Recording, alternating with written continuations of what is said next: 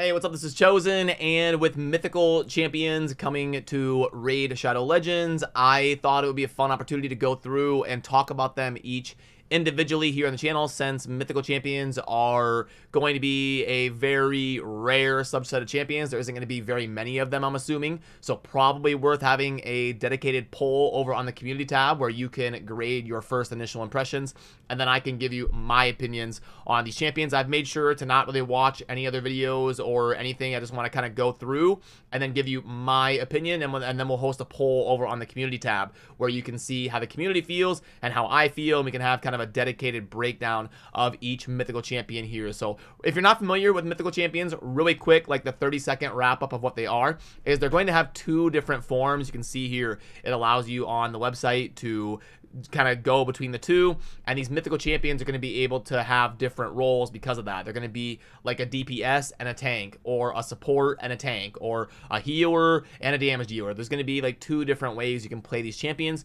so you can kind of view them as two champions in one.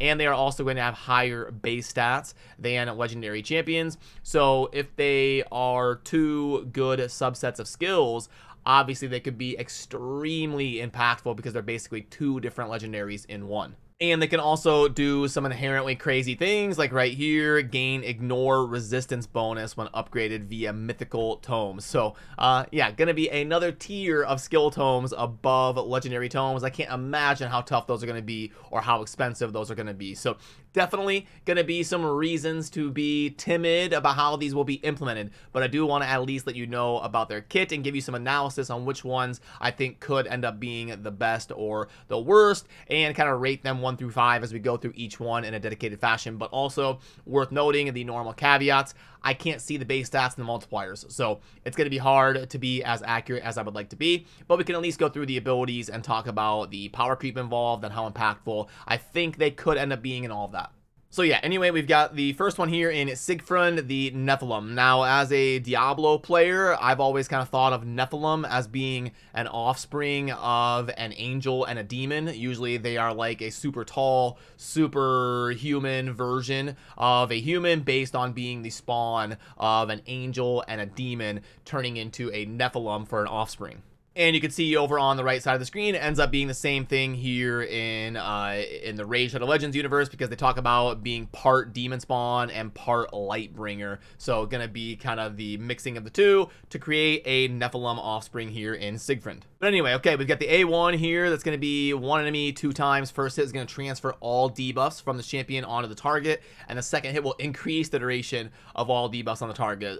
That's pretty impactful for an A1. You get multi-hitter and you get buff manipulation and debuff manipulation on both ends of the spectrum. You're going to be cleansing yourself, moving it to the opponent, and then also manipulating the debuffs by increasing them here with a default on the A1 that you can kind of choose where you target. So definitely an amazing A1 there. AoE, and it's got 4 turns right here. We can't see the books.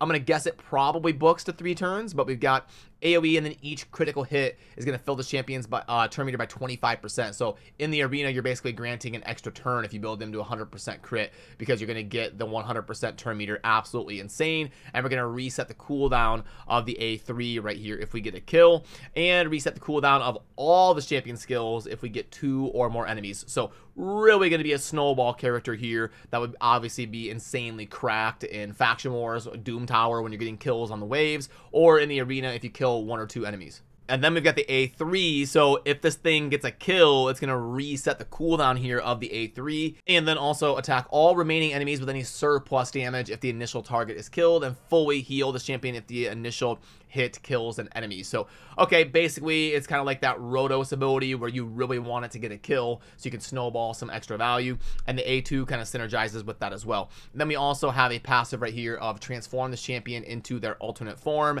whenever their last living ally is killed, and grant them an extra turn. So they're just going to kind of automatically flip on over here to the next kind of metamorphosis version of Siegfried, and then we'll talk about that here in a little bit, but I want to wrap up this first version here really quick, because we also have another passive of, if this champion is about to get killed by a fatal hit, blocks incoming damage and places a block damage buff on this champion for 1 turn, and then heals all allies by 50% of their max HP and fills their turn meters by 100%. Yeah, this is completely insane. Like, just passive value there of that on a 3-turn cooldown. Going to be amazing in a defensive, go second kind of team and all of that. Then we also have an R right here of ally attack in all battles by 35%.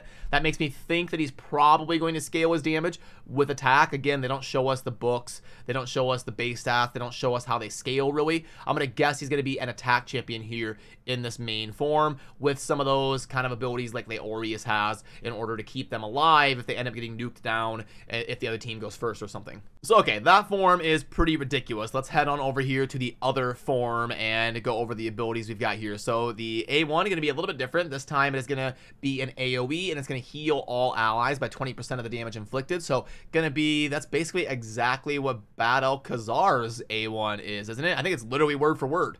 Let's pop on in here and go under Undead Hordes, and then Bad El-Khazar, the A1, attack all enemies, heals this champion and all allies by 20% of damage inflicted. Is that, I think it's worded slightly different, but it's literally the exact ability. Yeah, all they did was take out the heals this champion and all allies by 20%. Usually all allies does apply to themselves as well. So I guess I'd have to test that to be 100% sure, but I think this is going to be just a full team heal based off of damage inflicted here with the A1. And then we've got the A2, remove all debuffs from all allies, and then heal all allies by 30% of their max HP. That's a little bit unfortunate because you can't scale it, but again, if this champion scales with attack and you're building them with 100% crit rate and attack to synergize with some of those other abilities on the other form, then I guess it would make sense, and it would be better to have this scale with the ally HP to heal your tanks and your supports a little bit more, and then also place a block debuffs on them for 2 turns. So we see a few champions that have this ability, like a Pythion, where you can do the AoE cleanse and then also place the block debuffs, which is insanely impactful. It starts with a 4-turn cooldown. It probably books to a 3-turn. Revive all dead allies with 50% HP and turn meter, and then place a block damage on them for 1 turn. That one is a 6-turn cooldown. Probably books to 5 or 4. And then we've got, again, the Metamorph, where you can go over to the other form as well, and it's going to transform this champion into their base form and then grant an extra turn. And then we have another passive here of decreased damage taken from skills by 20%. So it's not going to reduce all damage. You're still going to take like the poisons and the HP burn, ticks, and all of that. But in terms of getting hit by like a Trunda or something, an AoE nuke, going to be 20% less damage here. So if you pair this guy with like a Duchess and you're getting the passive damage reduction and then also another passive damage reduction reducing from skills, going to be very difficult to kill this champion, even though they scale with attack, probably. And then obviously the same aura right there, it's not really going to matter. That's going to be determined before the fight, obviously. So the metamorph between the 2 forms is only going to change the active abilities and probably not the base stats or the aura or the things that are determined before the fight. So, yeah, I mean, in terms of the landscape of Raid Shadow Legends currently, like, this champion's S tier. I mean, ridiculous. Like, you've got a damage dealer that's self-sufficient, that can transfer debuffs, that can snowball, grant extra turns, fill up their whole turn meter based on critting.